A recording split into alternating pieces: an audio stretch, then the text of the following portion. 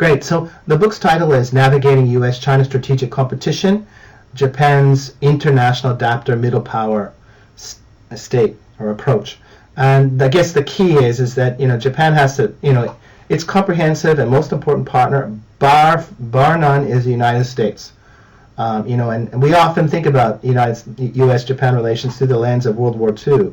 But if you look at it over the past 170 years, this relationship is strong, robust, deep. I mean, there's deep cooperation in the area of military, diplomacy, education, science. It's very, very deep. And then there's China, and that's a really important economic partner. And of course, Japan, some of its cultural traditions came from China and then highly localized in the Japanese context. So it's a complex relationship, and they have to balance and navigate this. So how does it do it? And this is where this international adapter middle power comes in. You've traveled to Europe, right? You need to have an adapter for your devices. And that's what Japan does in many ways. So, it serves as a bridge, as a connector. It's allowing the Vietnamese and the Americans to work together through Japan. It's allowing the Philippines and Japan and Australia to work together. So it connects and it adapts different kinds of states, and not like-minded states, but different kinds of states. And that's actually really important when we think about the broader Indo-Pacific region. It's very heterogeneous politically, in terms of the economy, in terms of development. There's socialist states, there's democratic states, there's soft authoritarian states. There are island political entities like Taiwan. And you can't just say, I have to work with liberal democracies.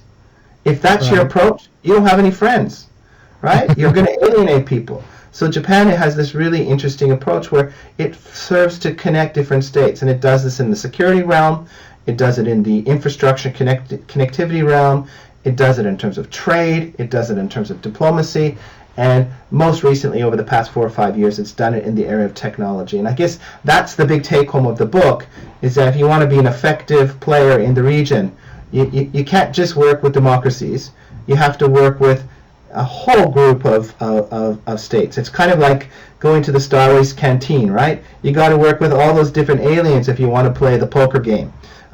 It's not just work with the people that look like you, and that's Japan's middle power status. That's its superpower in many ways. It allows different kinds of states, different states of different political identities to work together, and that's generally. The book's content is understanding how Japan serves in those different areas as a connector, an adapter, a bridge maker. Now, it's that time in the show where I like to bring out Bob the Genie, and as I rub my magic lamp, Bob, of course, grants all of Nuclecast's guests 3 wishes.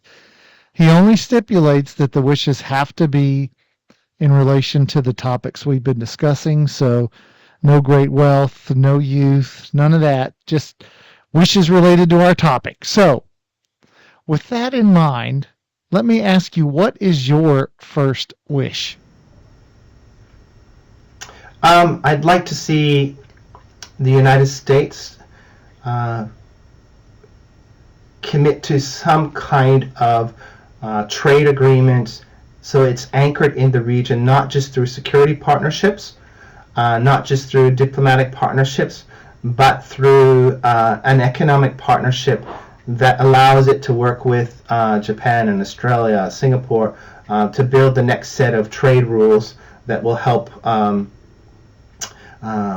recalibrate global trade. So I think that's one of my big wishes, and I think when the United States withdrew from the Trans-Pacific Partnership again, I think it was an unfortunate decision. And as many, I think, military leaders said, that was like having 2 aircraft carriers in the region. The trade agreement is really, really important, and this is something that I hope we'll see emerge in the coming years. United States is anchored into the region through some kind of trade agreement. Yeah, that's a solid wish. I think Bob's probably going to agree to that one. Okay, so that's wish number 1. How about wish number 2? This is a tough one, and this is not so much on the U.S. side, but it's coming from the U.S. side.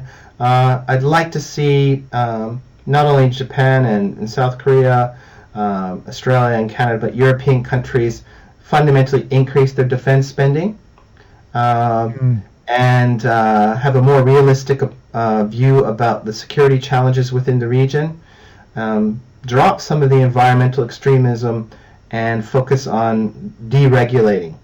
And I'm saying this in this way because I think these have been long-term asks by the United States.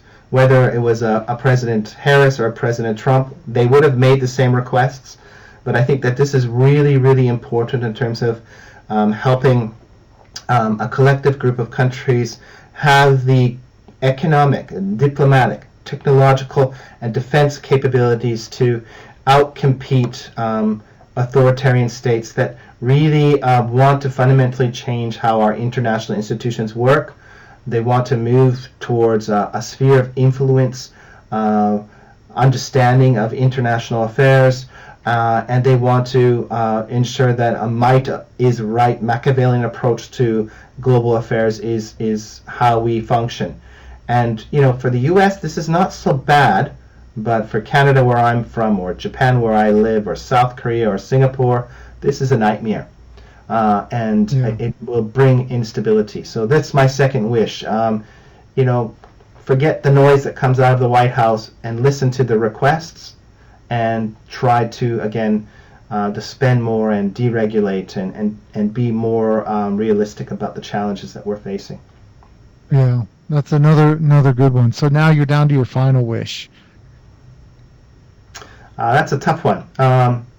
So I think we've moved into a space on the AI front, and AI and technology in general is, I think, the core of the U.S.-China strategic competition.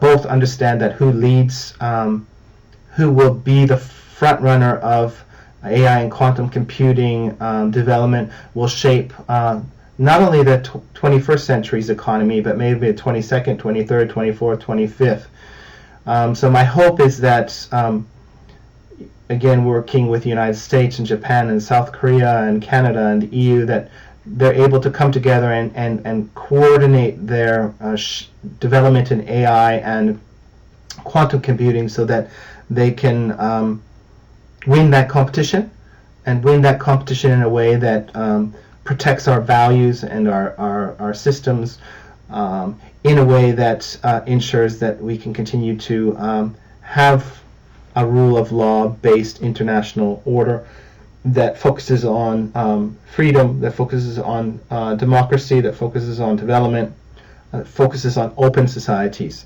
This is we can only do it by doing it together, and that means shared resources, opening up our research, and really understanding that the alternative is a closed system, a securitized system, a system where we lose our privacy, a system where the state really controls what we do, how we think, what we read. And to me, this is a fundamental step back in terms of not only each of our countries' development, but I think a fundamental step back in how humans have improved their general development over the past 500 years.